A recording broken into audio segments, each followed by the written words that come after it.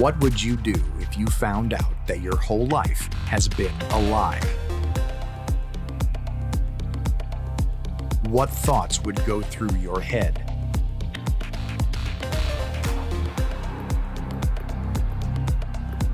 What feelings would go through your heart?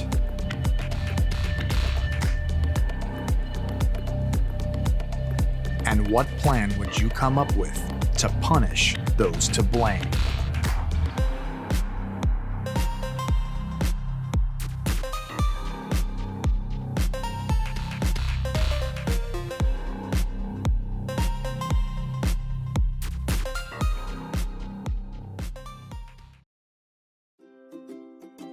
July 27th, 1991, Golden Meadow, Louisiana.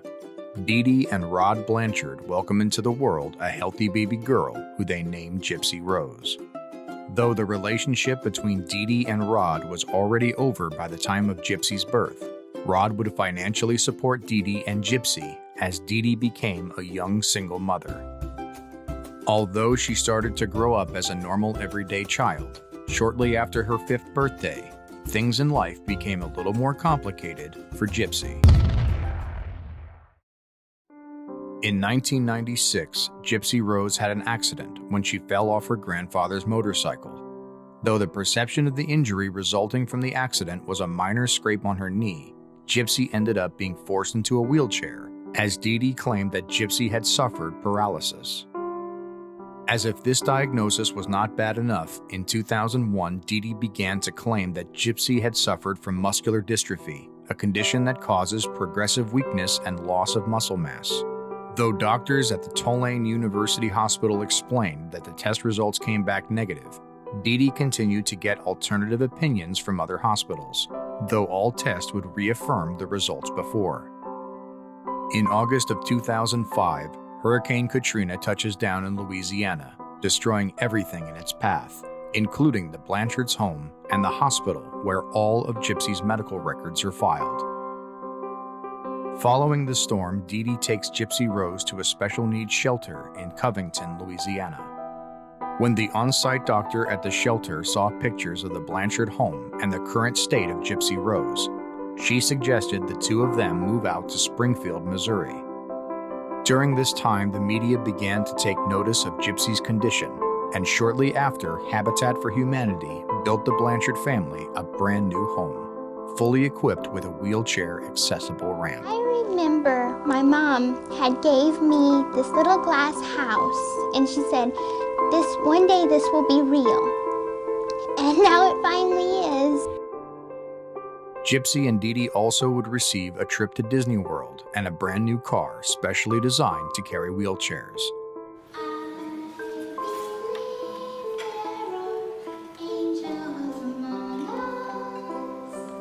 It looked as though the road was about to get a lot smoother for poor Gypsy Rose.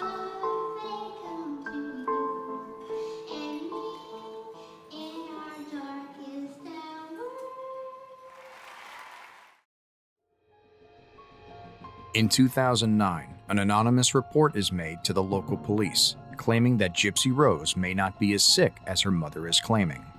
When a police officer visited the Blanchard home and found inconsistencies with Dee Dee's story, including Gypsy's actual age, Dee Dee explained that the reason for the discrepancies are due to an attempt to evade Dee Dee's ex-husband, who she was deathly afraid of. In 2010, Gypsy discovers a clue that her mother might be being dishonest to her, in the form of a medical card with Gypsy's actual birthday on it. According to the medical card, she was actually 19 years old, but Dee Dee was telling her that she was only 15 at the time. As she grew more and more untrusting of her mother, in February of 2011, Gypsy Rose attempts to run away with a 35-year-old man who she met at a sci-fi convention and later communicated with online. When she tracked her daughter down to a local motel room, Dee Dee brought with her copies of Gypsy's paperwork to prove to the man that she was with that she was actually underage. In 2013, Gypsy Rose meets Nicholas Godejohn on a Christian dating site. The two would only date for a short time before Godejohn introduces Gypsy to adult practices involving kink, which led Gypsy to making secret Facebook accounts and posting provocative pictures.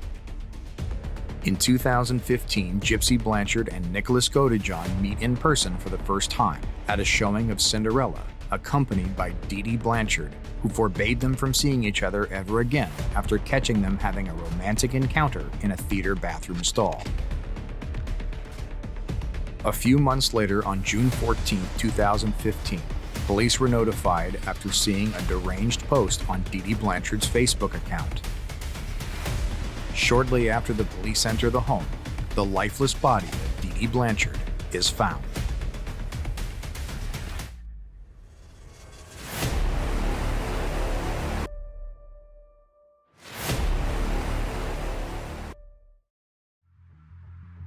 Shock soon turned to fear as the police discovered that Dee Dee's daughter, Gypsy, had somehow gone missing. The search for Gypsy was not long-lasting, however, as the IP address to Dee Dee's Facebook post was traced back to the home of Nicholas Godejohn. After the home was surrounded, Godejohn emerges, with Gypsy Rose closely behind, on her own 2 feet, walking toward the police cars. To talk to you about if you're involved in this, you need to tell me that now. Okay? I'm completely 100% honest. And let me talk for just a second, okay?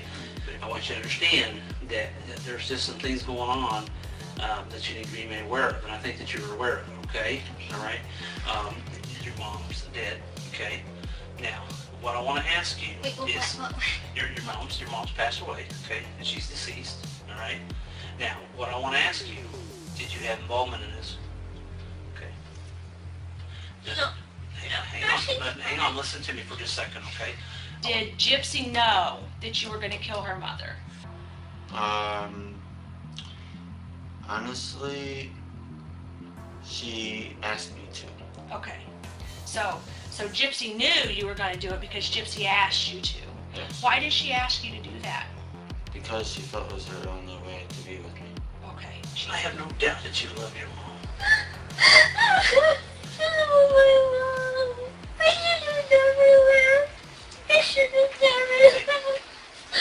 Good. Listen to me, okay? According to statements made by Gypsy and Godejohn, on June 10, 2015, Gypsy stole several $100s from her mother in order to pay for Godejohn to travel from Big Bend, Wisconsin, to the Blanchard home in Springfield, Missouri. That night, as Dee Dee Blanchard slept, Godejohn entered the home where he was met with Gypsy Rose, who gave him duct tape, gloves, and a knife in a sinister plan to kill her mother. When the time came, Gypsy Rose ran into the bathroom and covered her ears, though sounds of her mother's screaming could still be heard from a nearby bedroom as Godejohn stabbed her 17 times in the back. After confirming that Dee Dee was dead, the two had sex in Gypsy's bedroom before taking $4,000 and fleeing to a local motel. The couple would do their best to try to remain anonymous, but shortly after they returned to Godejohn's home in Big Bend, Wisconsin, the escape had neared its end. Things are not always as they appear. Both Facebook postings that appeared that everyone has copies of were authored by Gypsy. I want to make a statement to use caution in donating money to this family at this time, as we have unearthed the appearance of a long financial fraud scheme along with this tragic event. It appears, as you all know, when we put out the age of Gypsy, it appears that there is several date of births that have been used over a period of time. We also know that she can walk without assistance or a wheelchair, and she can do that very well. We are at a point now that the prosecutor has filed charges this morning for first-degree murder on 2 suspects. What illnesses did you believe you had? Cancer, muscular dystrophy. I needed glasses. I needed hearing aids. Seizure disorder. And I can't remember what else. At her trial, Gypsy recalls multiple instances of abuse from her mother, leading medical experts and the court to theorize that Gypsy Rose was in fact the victim of child abuse from a mother who suffered from Munchhausen Syndrome by proxy, a condition in which a person acts as if they're caring for an ailing individual, though in reality they are not really sick. County prosecutor Dan Patterson opted not to pursue the death penalty, calling this case extraordinary and unusual, but instead secured a plea bargain with Gypsy Rose's defense team to plead guilty to second-degree murder. In July of 2015, the plea deal was accepted and Gypsy Rose was sentenced to 10 years in prison. In November of 2018, the murder trial of Nicholas Godejan begins and ends just 4 days later when a jury finds him guilty of first-degree murder and armed criminal action. He is sentenced to life in prison plus 25 years in February of 2019. Happy endings are not just in fairy tales, they're real and true in real life also.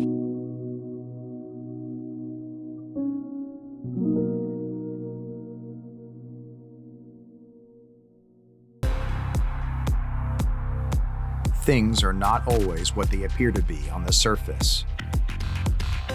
Sometimes those who appear sick are actually feeling well. And sometimes those feeling well are actually sick. However, the cure for Dee Dee's sickness was not found in medications or prescriptions, but rather her daughter's sinister plot to uncover the deadly truth.